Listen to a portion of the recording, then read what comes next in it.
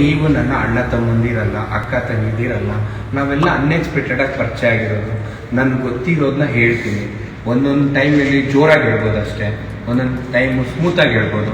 But convey ನಿಮ್ಗೆ ಒಳ್ಳೇದೇ ಆಗಿರುತ್ತೆ. ಕೆಟ್ಟದ್ದೇನಾದರೂ ಆಗ್ತಾ ಇದ್ರೆ ನಾನೇ ಕೇಳಲಿ, ನಾನು ಇನ್ಸ್ಟಿಟ್ಯೂಟ್ ಮಾಡಿರೋದೇ ಅದಕ್ಕೆ ಅಂತಲ್ವಾ.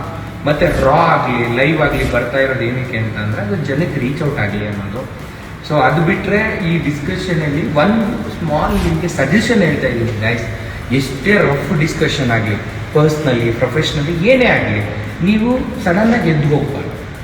ಅದು ಫೈನಲಿ ಎಂಡ್ ಆಗಬೇಕು ಒಂದು ಡಿಸ್ಕಷನ್.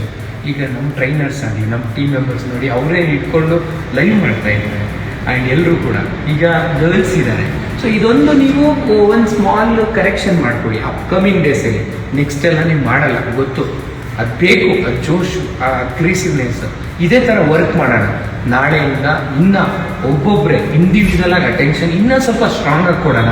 ನಿಮ್ಮ ಬ್ರ್ಯಾಂಡ್ನ ಬೆಳೆಸೋ ಕಡೆ ಗಮನ ಹರಿಸೋಣ.